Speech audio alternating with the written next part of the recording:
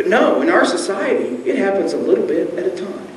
And we don't have the ability to come together like the village square and have an occasional sermon today, even though we have better tools. We have great tools today where we can communicate with each other, and we're not using them.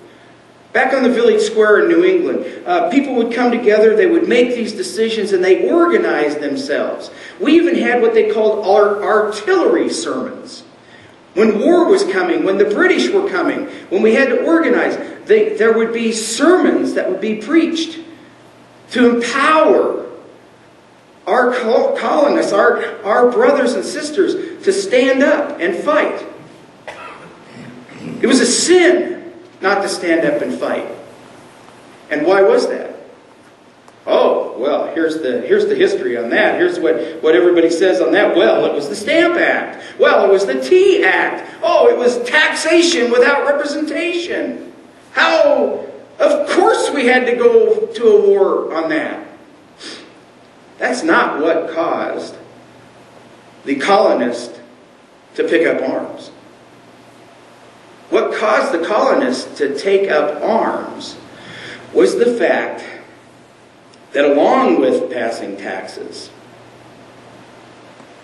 the Crown and the Parliament had passed legislation that declared that the Crown and the Parliament had power over all things, anywhere and everywhere. The Crown and the Parliament had power over all things. In direct countervention to our rights come from God. They had not just insulted this great intellectual construct, this great foundation that this country was being built on at the time. They had insulted God Himself. And as a result, the colonists were compelled to pick up arms and to go to war to protect those beliefs. It would have been sinful to do otherwise. Think about where we are today. I want to read the 8th chapter of Deuteronomy.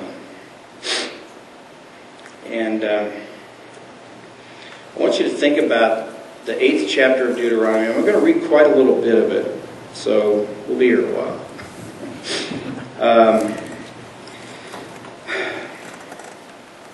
I want you to think about the 8th chapter of Deuteronomy in the context of the United States of America in the 21st century, and just see maybe there just might be a couple of parallels between the people of Israel and the United States today. Given the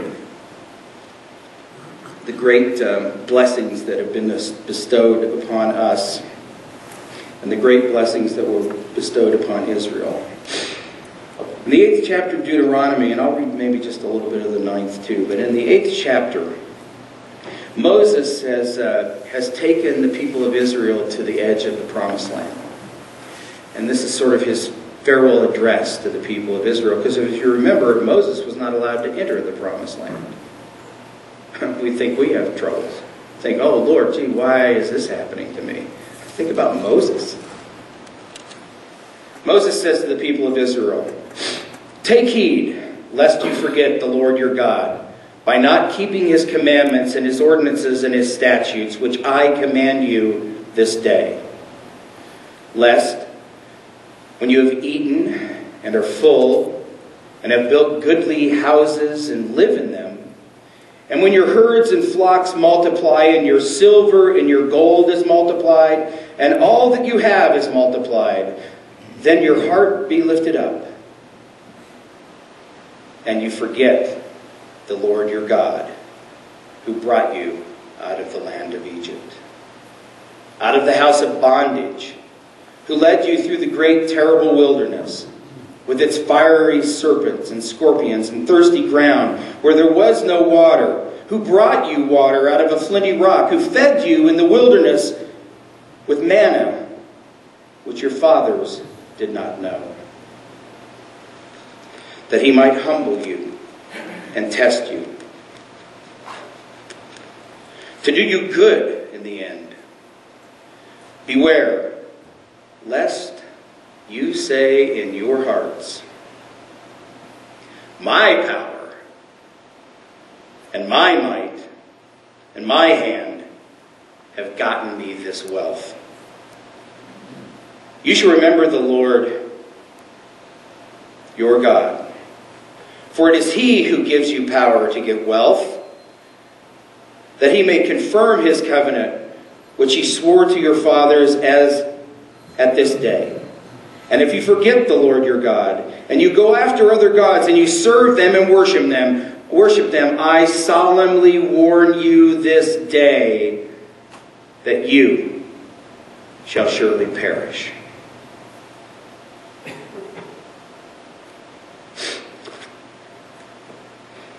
God's chosen people. Who do we think we are?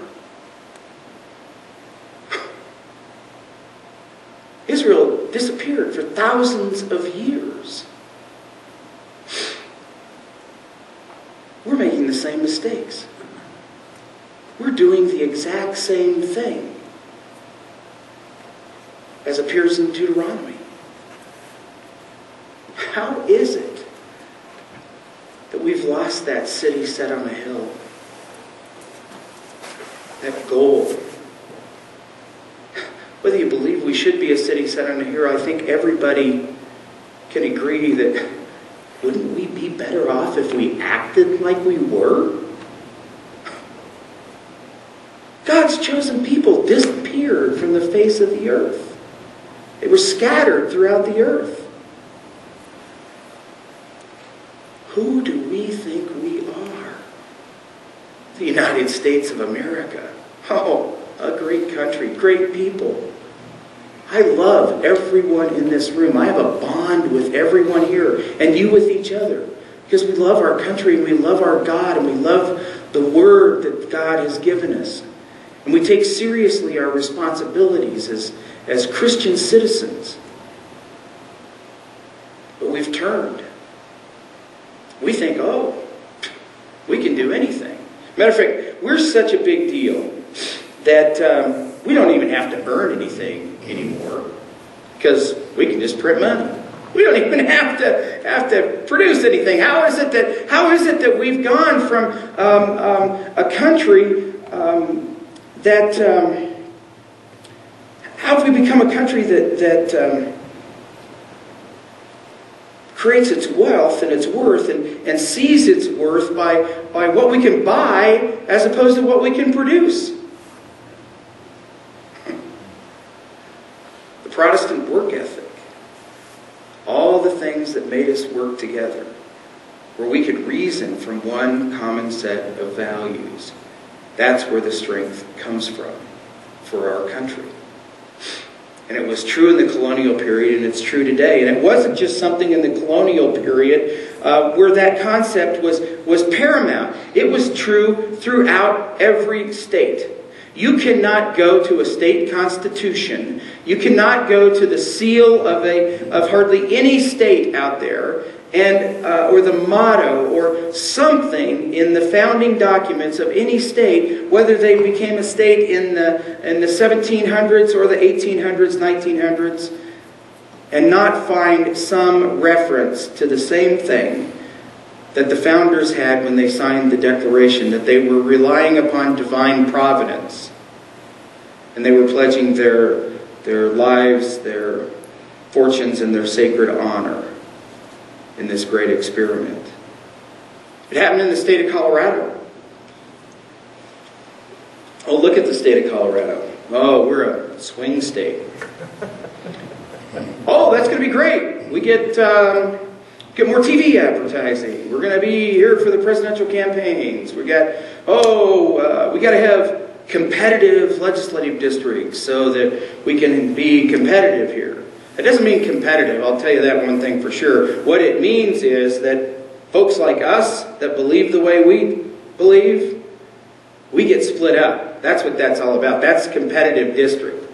And I want to tell you, right down to those kinds of things, how far we have moved from reasoning from a common set of values to actually trying to destroy that common set of values. And you see it little by little by little by little, and you can see it just in this little redistricting thing that maybe you've read in the papers. I'm glad I don't have to pay attention to that stuff so much anymore. But look what a sinful comment that was that I just made. Stop that, Tom. Really, that I'm not paying attention to that. Because we need to pay attention to that. Because those are how the rug gets pulled out from underneath us.